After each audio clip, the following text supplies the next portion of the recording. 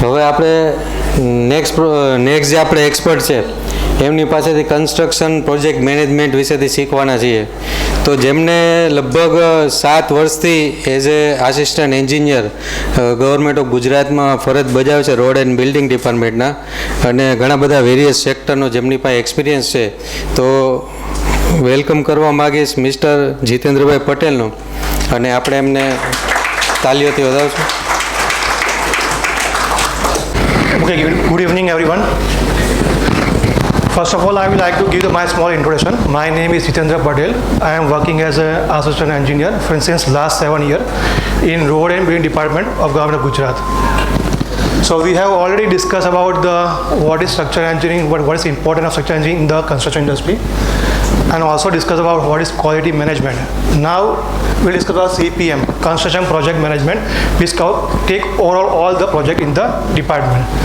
So first of all, આપણે અહીંયા ઘણા બધા પ્રોજેક્ટ મેનેજર છે, હેન્ડ રેસ કરે છે, એઝ એ PM તરીકે કામ કરે છે, જે આપણે બોલે ત્યારે આટલો વર્ષ એક્સપિરિયન્સ છે. શું નામ તમારું? 1 મિનિટ બોલો.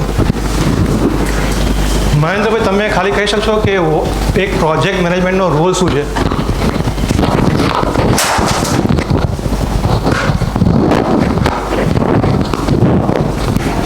સંભળાય છે પાછળ? સાઇડ પર જે કાંઈ એક્ટિવિટી ચાલી રહી છે, એક તો ટાઈમલી એ પૂરી થવી જોઈએ, શેડ્યુલિંગ જે આપણે કરીએ છીએ. બીજું ક્વોલિટી, કે સાઇડ ઉપર જે કાંઈ કામ થઈ રહ્યું છે એ ક્વોલિટી સ્ટાન્ડર્ડ જે આપણે સરે વાત કરી, ક્વોલિટી સ્ટાન્ડર્ડની અંદર એ કામ થવું જોઈએ. અને બજેટ ખાસ કરીને, કે જે આપણે જ્યારે પ્રોજેક્ટ સાથે આપણે જોડાયેલા હોઈએ ત્યારે આપણે બજેટ ડિરાઈવ કરીને ચાલતા હોઈએ, તો એ બજેટની અંદર આપણો પ્રોજેક્ટ પૂરો થવો જોઈએ. આ ત્રણેય વસ્તુ આપણે ખાસ કરીને મેન્ટેન કરતા હોઈએ છીએ. ઓકે, એક્ઝેક્ટલી 100% કરેક્ટ છે કે જેમાં આપણે CPMમાં કે કન્સ્ટ્રક્શન પ્રોજેક્ટ મેનેજમેન્ટમાં આપણે જે 3 વસ્તુ જોઈએ છે એ મેજર આટલી વસ્તુ હોય છે, જે આપણે ડિસ્કસ કરશું. First of all we'll discuss what it is construction project management છે શું. કન્સ્ટ્રક્શન એટલે તમે 3 ભાગમાં ડિવાઈડ કરો તો કન્સ્ટ્રક્શન એટલે એક નિર્માણ તમે કંઈ પણ હોય, બિલ્ડિંગ હોય, રોડ હોય, કોઈ પ્રોજેક્ટ હોય, કોઈ સેમિનાર હોય, એક ટાઈપનું સેશન છે. પછી આવે પ્રોજેક્ટ શું છે? પ્રોજેક્ટ એક ટાસ્ક છે જેનો એક પર્ટિક્યુલર સ્ટાર્ટ પોઈન્ટ હોય અને એન્ડ પોઈન્ટ હોય. જેમ કે આપણે એક્ઝામ્પલ લઈએ આપણે સેશનનું, એક ટાસ્ક છે કે 6 વાગે સ્ટાર્ટ થાય છે અને 8:30 પતી જવાનું છે, તો એક પ્રોજેક્ટ કહેવાય. મેનેજમેન્ટ એટલે all the resources which are available for doing that project or construction, એનું મેનેજમેન્ટ. તો કન્સ્ટ્રક્શન પ્રોજેક્ટ મેનેજમેન્ટ શું છે? Construction project management is process of planning, organising, controlling construction project from concept to the completion. સ્ટાર્ટિંગથી લઈને end સુધી બધા જ પેરામીટરને આપણે કેવી રીતે ભેગા કરીને આખો પ્રોજેક્ટ રન કરીએ એને એક કન્સ્ટ્રક્શન પ્રોજેક્ટ મેનેજમેન્ટ કહેવાય છે. વાય ઇટ ઇઝ મેટર, આની જરૂર શું છે? જેમ મહેન્દ્રભાઈ કીધું કે ભાઈ આપણે કોઈ પણ પ્રોજેક્ટ, કોઈ પણ ઓર્ગેનાઇઝેશન કામ શેના માટે કરતી હોય કે કોઈ પ્રોફિટ માટે, કે આપણે કમાવા અહીંયા આવ્યા છે. તો 3 પેરામીટર્સ જે CPMમાં કન્સ્ટ્રક્શન પ્રોજેક્ટ મેનેજમેન્ટ ડિરાઈવ કરે છે કે આપણે ઓન ટાઈમ કામ કેવી રીતે પૂરું કરશું એના પર ધ્યાન આપવું જોઈએ. કે કોઈ પણ પ્રોજેક્ટના અનલિમિટેડ ટાઈમ્સ હોય કે ક્યાંથી ચાલુ થશે, ક્યારે પતશે, એના માટે આપણે ટાઈમ પર પતાવું તો કેવી રીતે પેરામીટર્સ કન્સિડર કરવા પડે એ ચેક કરવા જોઈએ. બીજું છે ઓન બજેટ. બજેટમાં ના પતે તો આપણે લોસ જાય છે. આપણે ટાસ્ક તો કરવાનો જ છે, પ્રોફિટ થાય કે લોસ થાય, પણ એક પ્રોજેક્ટ મેનેજમેન્ટનો રોલ છે કે ભાઈ આપણો પ્રોજેક્ટ બજેટની અંદર અને બજેટથી ઓછો કેવી રીતે કરી શકીએ તો તમે સક્સેસફુલ એક પ્રોજેક્ટ મેનેજર કહેવાશો. ત્રીજો પિલર છે આપણે રાઇટ ક્વોલિટી. ઓલરેડી આપણે ઉમંગભાઈએ ડિસ્કસ કરી ભાઈ what is the important of quality in construction industry. કામ તો બધા કરે છે, બધા કોન્ટ્રાક્ટર છે, બધી બિલ્ડર્સ છે, બધા કામ કરે. કામની જે ક્વોલિટી સારી હોય તો તમને કસ્ટમર મળશે તો તમને કંઈક વેચાશે અને એનાથી તમે પ્રોફિટ થશે. તો ક્વોલિટી પણ એક પરમાનન્ટ એક રિક્વાયર્ડ પેરામીટર છે to do the job. Now challenges. આપણે એક ઇન્ડસ્ટ્રી એવી છે, કન્સ્ટ્રક્શન ઇન્ડસ્ટ્રી બહુ જૂની ઇન્ડસ્ટ્રી છે અને બહુ મોટી ઇન્ડસ્ટ્રી છે જેના ઉપર અધળક બીજી ઇન્ડસ્ટ્રી ડિપેન્ડ કરતી હોય છે. તમે કોઈ મટીરિયલ છે, કોઈ પીપલ છે, સર્વિસીસ છે, સ્ટ્રક્ચર એન્જિનિયર છે, ડિઝાઇન છે, આર્કિટેક્ટ છે, બધા ડિપેન્ડ કરતા હોય એક પ્રોજેક્ટ કન્સ્ટ્રક્શન ઇન્ડસ્ટ્રીમાં. તો આપણે ઘણા બધા ચેલેન્જ આવતા હોય છે કે કઈ ટાઈપના ડિલે થાય છે, કંઈક હોય છે.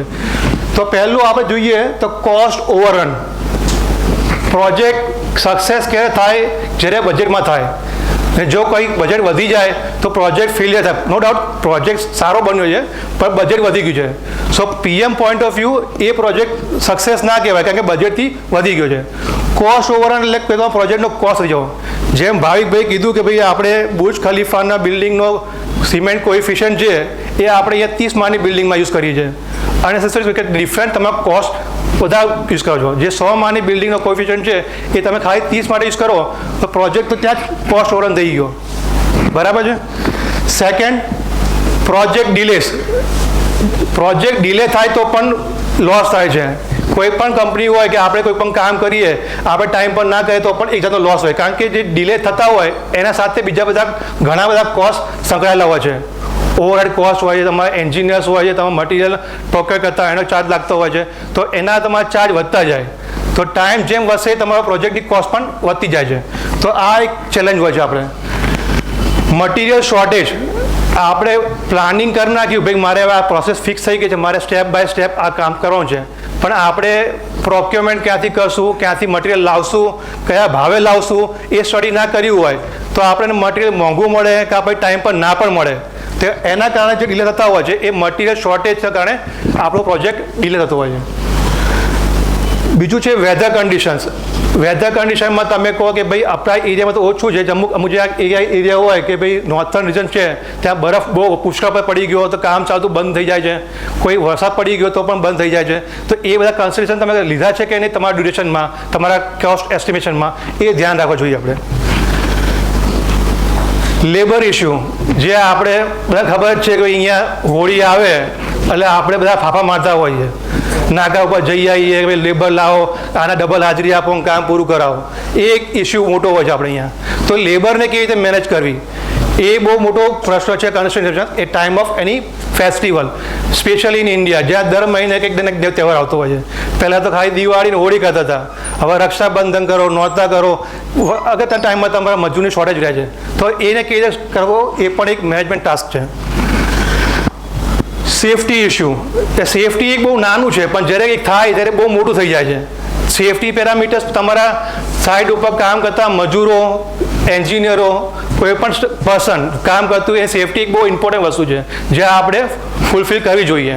નાવેડે અત્યારે માર્કેટમાં રહેવું હોય તો આપણે ક્વોલિટી જ ખાલી આપીએ એ પેરામીટર્સ કામનું નથી. તમે સેફટી પણ કેટલી મેજર કરો છો એ પણ જોવામાં આવે છે.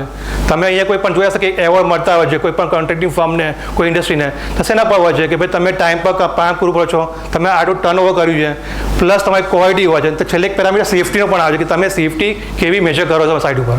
તો આટલા બધા ચેલેન્જીસ હોય છે આપણે કન્સ્ટ્રક્શન. તો આને કેવી રીતે કવર કરવા તેના માટે આપણે એક પ્રોજેક્ટ મેનેજર રાખીએ છીએ જે બધું આ કોઓર્ડિનેટ કરે, બધા પર્સનને ભેગા કરે અને આનાથી ઉપર આવી શકે. તો રોલ ઓફ પ્રોજેક્ટ મેનેજર. તો પ્રોજેક્ટ મેનેજરનો રોલ શું હોવો જોઈએ? જેમ ભાઈ કીધું કે પ્લાનિંગ અને કોઓર્ડિનેશન, કે આપણા સાઇડ ઉપર ઘણી બધી ટીમ કામ કરતી હોય છે. બરાબર છે. જેમ કે તમારા કોઈ સેન્ટિંગ હોય, સરિયા હોય, ભરાઈ હોય, મટીરિયલ પરચેસમેન્ટ હોય, બીજા તમારા મટીરિયલ પ્રોક્યોરમેન્ટના વેન્ડર્સ હોય, એ બધાને કેવી રીતે એકબીજા સાથે કોઓર્ડિનેટ કરવા અને કોઈ ટાસ્ક છે એ કેવી રીતે ટાઈમ પર પૂરો કરવો એ પ્લાનિંગ અને કોઓર્ડિનેશન હોવું જરૂરી છે, જેને હોવું જોઈએ. બીજું છે ટીમ લીડરશિપ. ટીમ લીડરશિપ એટલે તમે બધા ટીમને સાથે લઈને આગળ વધો. એવું નહીં કે ભાઈ હું પીએમ છું, જે મેં કીધું સાચું, તમારે મેં કીધું તમે કરવું પડશે એવું નહીં. તમારે બધાના એક પ્રશ્ન સાંભળવા જોઈએ કે શું ઇસ્યુ છે સાઇડ ઉપર, એને સ્ટડી કરીને તમે એને કેવી સારા આઉટકમ આપી શકો છો. એવી રીતે ટીમ લીડરશિપ તમે કામ કરી શકો છો. Budget management. Tracking and controlling the project finance. કોઈ પણ પ્રોજેક્ટ આપણે સ્ટાર્ટ કરીએ ત્યારે આપણે મનમાં એક વિચાર હોય કે ભાઈ મારા પાસે આટલો બજેટ છે કે હું આટલા બજેટમાં મારું કામ પૂરું કરીશ. એ એક ફિક્સ હોવું જોઈએ કે ભાઈ આ બજેટમાં મારે આનાથી આગળ જવાનું નથી. તો તમારું બજેટ કંટ્રોલિંગ અને ફોરકાસ્ટિંગ કેવું છે એ તમારે શીખવું હોવું જોઈએ. Stack holder communications. Stack holder communication એટલે તમારા આ પ્રોજેક્ટમાં કેટલા પર્સન ઇન્વોલ્વ છે ક્લાયન્ટ હોય, આર્કિટેક્ટ હોય, સ્ટ્રક્ચર એન્જિનિયર હોય, મટીરિયલ વેન્ડર્સ હોય, પીપલ હોય, એન્જિનિયર, સુપરવાઇઝર અને છેલ્લે લેબર. હવે બધાના જે ઇન્ફોર્મેશન એક્સચેન્જ થતી હોય એ બધા થ્રુ જોવી જોઈએ. કોઈને કંઈ ઇસ્યુ આવ્યો તો પ્રોજેક્ટ મેનેજર કહેશે. પ્રોજેક્ટ મેનેજમેન્ટના લેવલે પત્તું હશે તો ઠીક છે, કાં પછી એને ક્લાયન્ટની કે ઓનરની હેલ્પ જોતી હોય તો એ હેલ્પ લઈને એને ઇન્ફોર્મેશન ફોરવર્ડ કરે અને પછી કોમ્યુનિકેટ કરે. તો આ એક પ્રોપર કોમ્યુનિકેશન હોવું જરૂરી છે as a project manager. Monitoring progress. હવે આપણે બધું ખબર પડી કે ભાઈ મારા પાસે આટલા માણસો છે, આટલા પૈસા છે, આટલો ટાઈમ છે, હવે કામ કરીએ છીએ એટલે આપણું પતી ગયું નથી કે આપણે જેમ કરતા હોય તો દરેક સ્ટેજ ઉપર મોનિટરિંગ કરવું જરૂરી છે કે ભાઈ આપણે સાચી ડિરેક્શનમાં જઈ રહ્યા છે કે નહીં જઈ રહ્યા, ક્યાંય ખોટા જઈ રહ્યા તો પછી ત્યાં આપણે ચેન્જ કરી શકીએ. Project life cycle. એક પ્રોજેક્ટના એક ભાગ પાડીએ તો ઘણા બધા સ્ટેજ હોય છે. એની પહેલાં એક આપણે એક નાનો વિડીયો છે એ જોઈ લઈએ.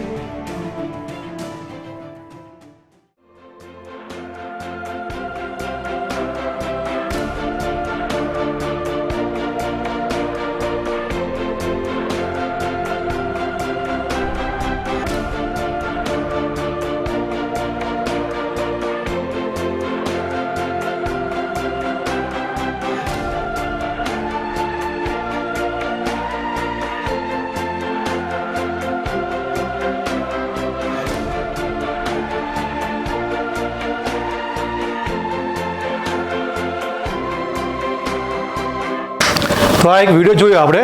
આ એપ્રોક્સિમેટલી 64 માળની બિલ્ડિંગ હતી જે 19 દિવસમાં પૂરી કરી. તો ખાલી ભાવિકભાઈને પૂછ્યું કે સ્ટ્રક્ચરલી પોઈન્ટ ઓફ વ્યૂ આ પોસિબલ છે કે નહીં, ઇઝ ઇટ પોસિબલ. હવે કોન્ટ્રાક્ટર પોઈન્ટ ઓફ વ્યૂ કોઈને પૂછવું અહીંયા. એક મારો ભાઈ છે સંજય, તમે એક કોઈ બિલ્ડિંગ બનાવો છો તો એક સ્લેબથી બીજા સ્લેબ જવા માટે કેટલો ટાઈમ લાગે છે પ્રોજેક્ટ સાયકલ ટાઈમનો? 12 થી 15 દિવસ. હવે તમે સમજો 64 માળની બિલ્ડિંગ છે, ભાગ્યે તમે દિવસ કરતા એ એક જ દિવસમાં 3 માળ કરે છે. તો આ પોસિબલ છે તો કેવી રીતે છે એમ? હવે તમને દેખાય કે પ્રોજેક્ટના ભાગ હોય કે પ્રોજેક્ટના કેટલા ભાગ હોય અને આ કયું ભાગમાં તમે કામ થયું છે એ તમે સમજાવીશ. કોઈ પણ પ્રોજેક્ટના આપણે 7 ભાગ પાડીએ છીએ. પહેલો સ્ટેજ છે ઇનિશિએશન સ્ટેજ, એટલે કોઈ પણ ઓનર કે ક્લાયન્ટના દિમાગમાં એક આઈડિયા આવે કે મારે આ બિલ્ડિંગ બનાવવી છે.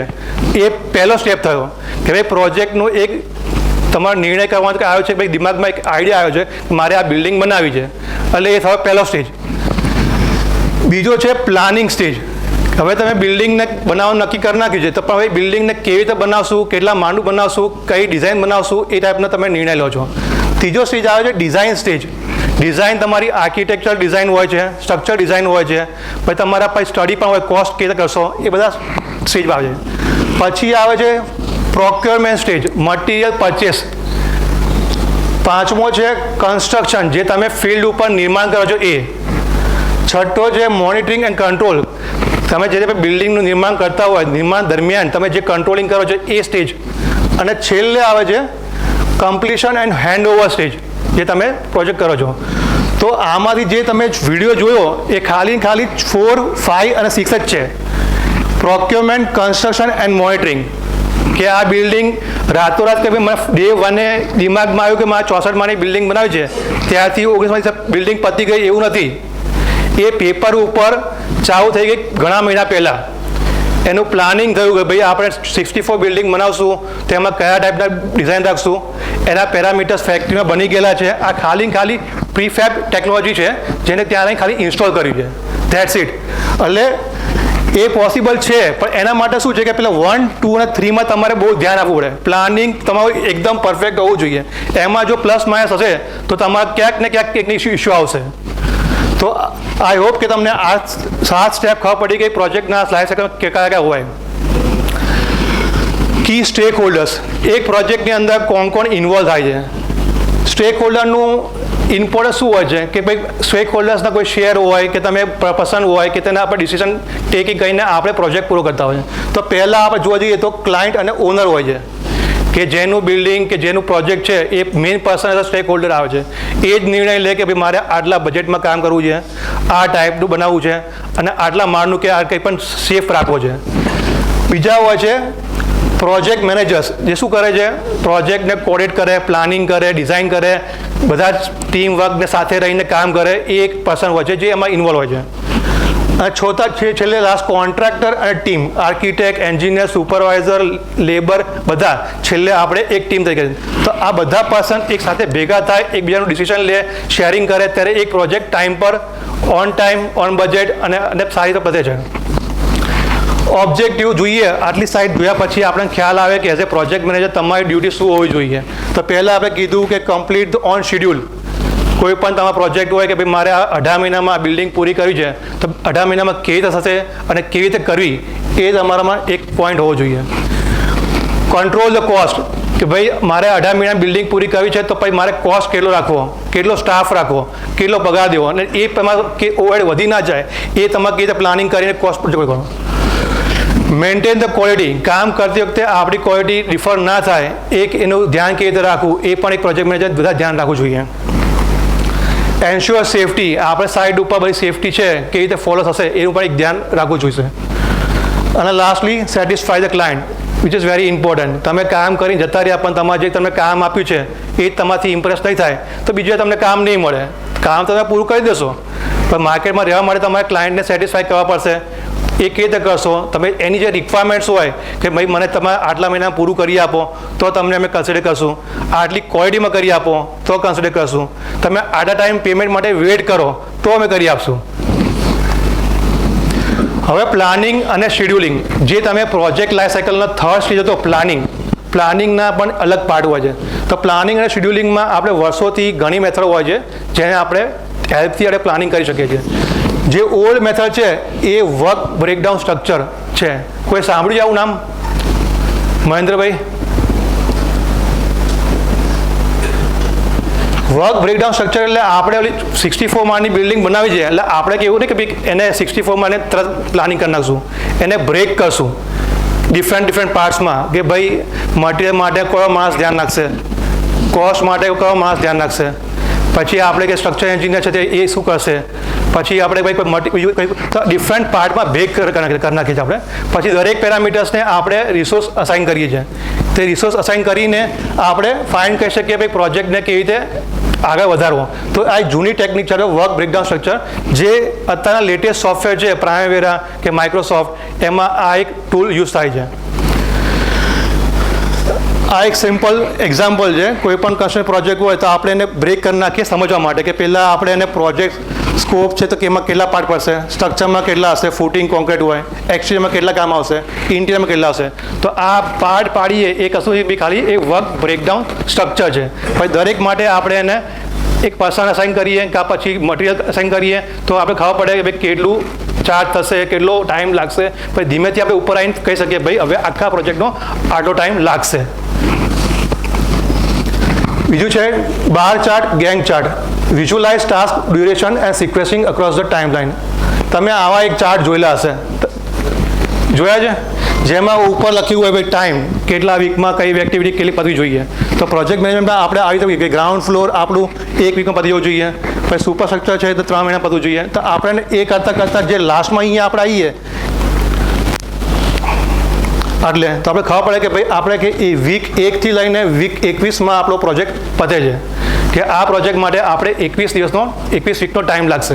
તો હવે કઈ વીકમાં આપણે વધારે ટાઈમ જાય છે એ આપણને ખ્યાલ આવી જાય, કઈ વીક કઈ એક્ટિવિટી પછી કઈ એક્ટિવિટી કરવાની છે એ ખ્યાલ આવી જાય. પછી કઈ એક્ટિવિટીના આપણે બફર ટાઈમ છે. બફર ટાઈમ એટલે કોઈ પણ એક્ટિવિટીને આપણે પ્લસ માઇનસ કરી શકીએ, ભાઈ આ ચલો આજે નહીં કરીએ કાલ ચાલશે. પણ અમુક એક્ટિવિટી એવી ક્રિટિકલ એક્ટિવિટી હોય કે તમારે તો રોજ તમે કરવી જ પડશે. જો તમે એને ડિલે કરશો તો પછી આ 21ના દિવસે એ 30 પણ થઈ શકે છે. બરાબર છે. તો પછી એક ટાઈપનું ટૂલ છે બાર ચાર્ટ, જેને તમે હેલ્પથી આપણે પ્લાનિંગ કરી શકીએ છીએ. બીજું છે ક્રિટિકલ પાથ મેથડ. આ એક ચાર્ટ છે જેનાથી તમને ખ્યાલ આવે કે ભાઈ એક પ્રોજેક્ટમાં કેટલી એક્ટિવિટી ઇન્વોલ્વ છે, કે જેનાથી આપણે ખબર પડે ભાઈ કે એ એક્ટિવિટી પૂરી કરવા માટે કેટલો ટાઈમ લાગશે. તો હું આને થોડુંક ક્રિટિકલ પાથ મેથડ કોઈ ખ્યાલ છે કે શું છે કે નહીં? અમારા એક સ્ટુડન્ટને પૂછું, રક્ષિતને, તમને ખ્યાલ હશે શું છે?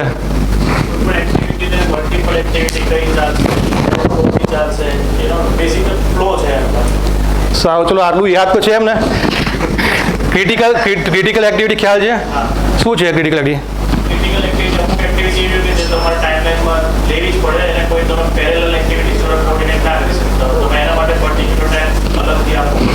બરાબર. હવે એક નાનો એક્ઝામ્પલ લઈએ આપણે ભાઈ આ સમજવા માટે કે ભાઈ આ કહેવા શું માંગે. બધાને ખ્યાલ નહીં હોય, જે નોન ટેકનિકલ હોય, તો આ આપણે સિમ્પલ ભાષામાં સમજીએ તમારા સાઈડ ઉપરના એક્ઝામ્પલ તરીકે. હવે એના માટે એક આપણે લઈએ કે ભાઈ કોલમ ભરાઈ ગયા છે, હવે ધાબુ ભરવું છે. કોલમથી લઈને ધાબુ આપણે ક્યોરિંગ કરીએ ત્યાં સુધી કેટલી એક્ટિવિટી આવે અશોકભાઈ? કોલમ ભરાઈ ગયા છે, હવે આપણે ધાબુ જ્યાં સુધી ક્યોરિંગ કરીએ એટલે પાણી પાઈએ ત્યાં સુધીમાં કેટલી એક્ટિવિટી આવશે? બરાબર.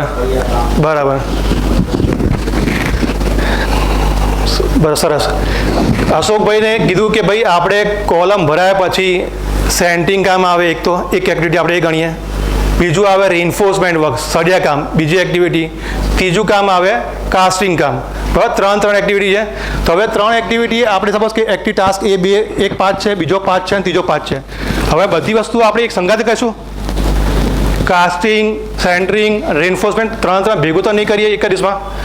તો પહેલાં શું કરશું આપણે? કંઈક સેન્ટરિંગ કરીએ છીએ તો સેન્ટરિંગ એકદમ બધું પતી જાય પછી સળિયા કામ કરશું કે સાઈડમાં થઈ શકે સળિયા. એટલે એ કેવું છે કે ભાઈ સિમિલર તમે એક્ટિવિટી કરી શકો છો, પેરેલલ એક્ટિવિટી છે. તમે એવી રાહ જોવાની નહીં કે ભાઈ સેન્ટિંગ પતી ગયું, બધા ગાવડા થઈ ગયા, ટેપ મરાઈ ગઈ, સ્મૂથ થઈ ગયું, પહેલાં સળિયાવાળા ઉપર આવશે કે લાવ ચલો હવે હું કરું. એવું નહીં. તમારા પાસે પ્લાન હોય છે, પ્લાન પ્રમાણે તમે નીચે કટિંગ કરી શકો છો. તમારે જે પણ રિંગ્સ હોય તો વાળીને કટિંગ કરીને બધું રેડી રાખી શકો છો. એ એક્ટિવિટી તમે ત્યાં ઉપર ભાઈ ખાલી બાંધવાનું રહે. એ પત્યા પછી તમે કાસ્ટિંગ કરી શકો છો. તો કાસ્ટિંગ તમે આ એક ખ્યાલ આવે કે ભાઈ એક બીમ કોલમ કાસ્ટ થયા પછી ત્યાં રેઇન્ફોર્સમેન્ટ સ્લેબ કાસ્ટ કરવો હોય તો આટલી એક્ટિવિટી આવે છે. હવે આમાંથી ક્રિટિકલ એક્ટિવિટી કઈ છે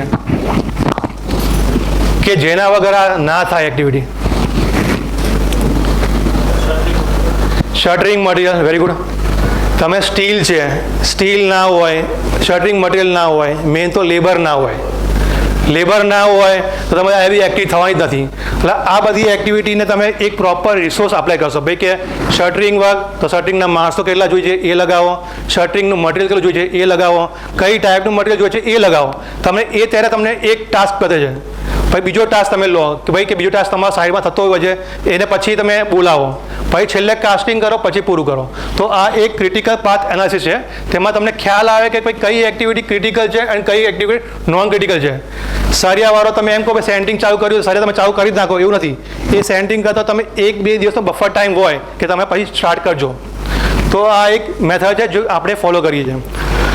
પછી અત્યારે જે લેટેસ્ટ સોફ્ટવેર છે પ્રાઇમાવેરા અને પ્રોજેક્ટ મેનેજમેન્ટ સોફ્ટવેર, જે PM વાળા ખ્યાલ હશે કે તમે આ યુઝ કરતા હોય છે. જે મોટા ટાસ્ક હોય, આપણે ખાલી એક નાનું એક્ઝામ્પલ જોયું કોલમથી ખાલી સ્લેબનું.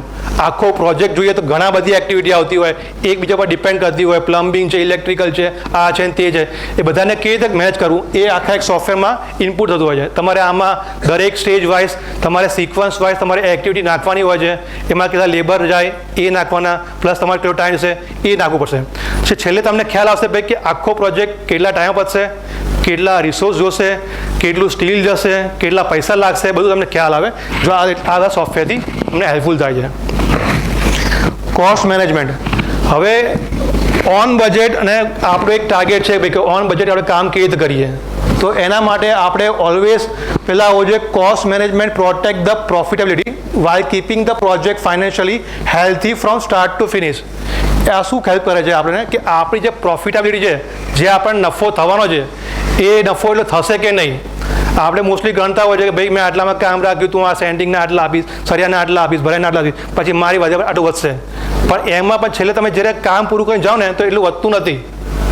તો ક્યાંક ને ક્યાંક તમારો ઓવરહેડ વધી જતા હોય છે, જે તમને ના ખ્યાલ હોય એ તે કોસ્ટ વધી જતા હોય છે. તો પછી એ ટ્રેક કેવી રીતે કરવું, તેના માટે તમારે પહેલાં બજેટ એસ્ટિમેશન ફોરકાસ્ટિંગ, તમારે પહેલાં એકદમ ડિટેલ એસ્ટિમેટ કેટલો કોસ્ટ થશે આખા પ્રોજેક્ટનો એ સ્ટડી કરવો પડે. એ તમે એના માટે પણ ડિફરન્ટ મેથડ્સ હોય છે કે તમે એવું નહીં કહેતા કે તમે ડાયરેક્ટ મનમાં વિચાર આવ્યો કે ભાઈ મારે આ બિલ્ડિંગ બનાવી છે તો એને એક્ઝેક્ટ પોઈન્ટ આટલા રૂપિયા અને આટલા પૈસા થશે એવું ક્યારેય થતું નથી. You have to come with different stage of estimation. કે એસ્ટિમેશનના પણ ઘણા સ્ટેજ હોય છે. બ્લોક એસ્ટિમેટ હોય, સર્વે એસ્ટિમેટ હોય, ડિટેલ એસ્ટિમેટ્સ હોય, પછી તમારા જે ફાઇનલ એસ્ટિમેટ્સ આવતા હોય છે. Cost control.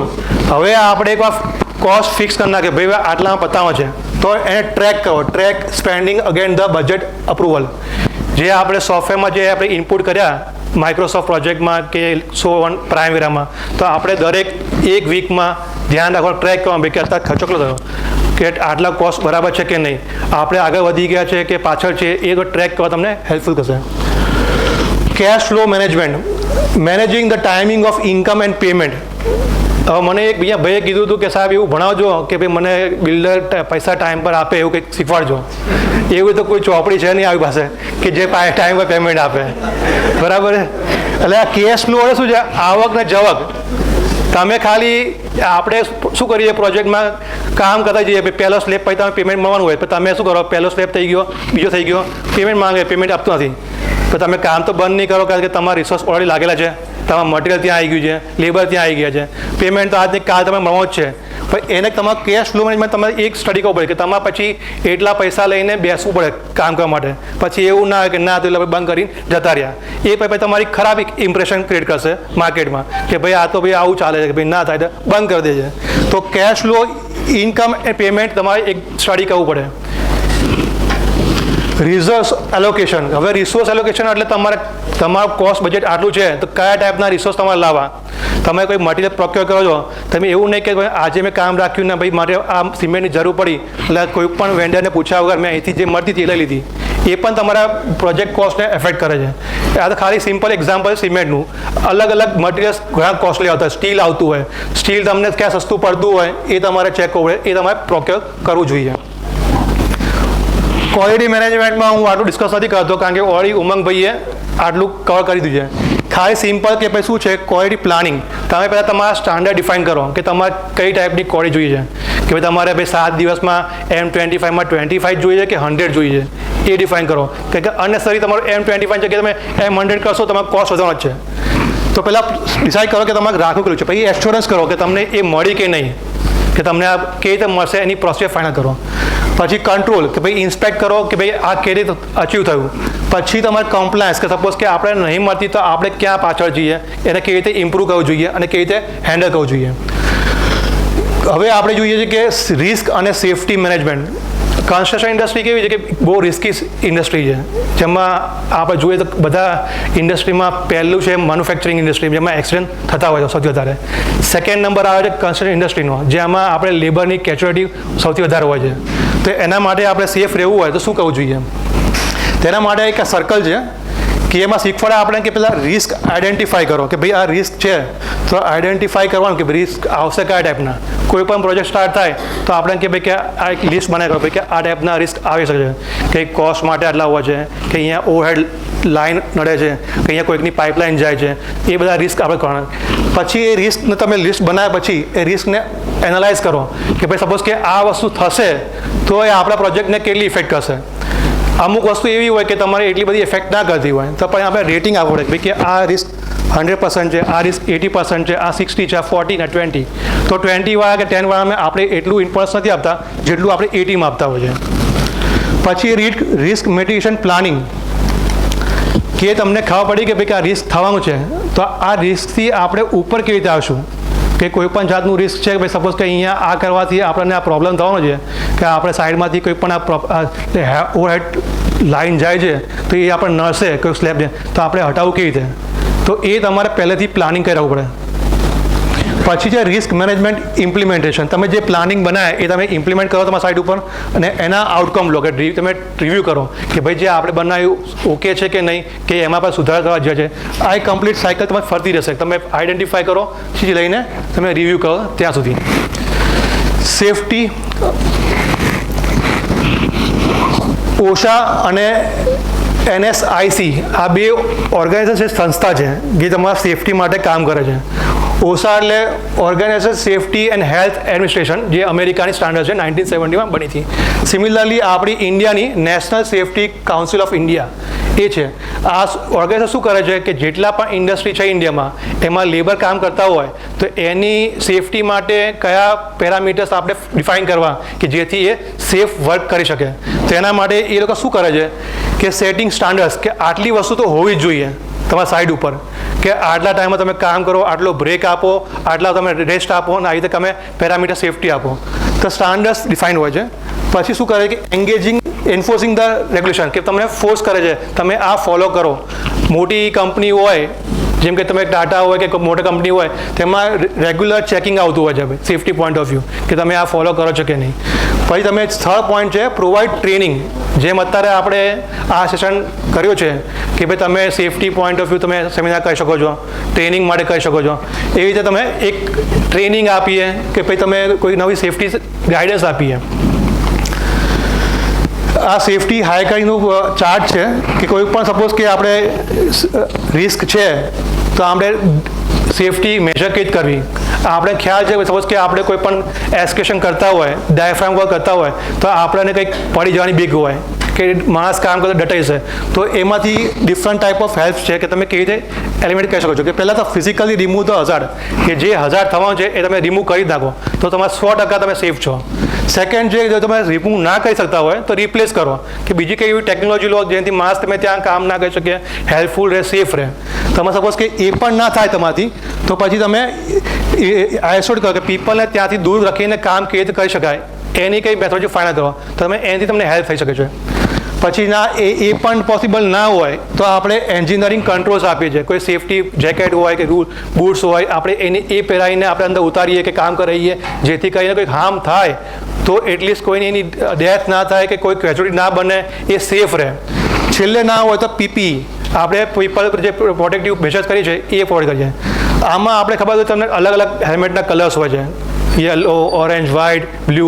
એ પણ કેવું છે કે સેફટી ઓર્ગેનાઇઝેશન હોય એ લોકોએ ડિફાઇન કરેલા છે કે ભાઈ આ કલર આના માટે, આ કલર આના માટે, એક પર્ટિક્યુલર રીઝન માટે કરેલા હોય છે. એમને આપણે નથી કરતા કે યલો હોય તો લેબરને આપી દો, વ્હાઇટ કે ગ્રે હોય તો વિઝિટરને આપી દો, રેડ હોય તો ફાયર સેફ્ટીવાળાને આપી દો.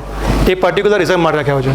તો ઓવરઓલ તમે જોઈએ તો કન્સ્ટ્રક્શન પ્રોજેક્ટ મેનેજમેન્ટ એક બધી મેઇન ટીમ જેવી છે જે બધાને સાથે રાખીને એક કામ કરે છે ખાલી એક જ ગોલ માટે કે તમારો પ્રોજેક્ટ ટાઈમ પર પતવો જોઈએ, તમારો પ્રોજેક્ટ ક્વોલિટીમાં પતવો જોઈએ અને તમારો પ્રોજેક્ટ કોસ્ટ ઇફેક્ટિવ રહેવો જોઈએ. Thank you. તો I am completing my presentation right now.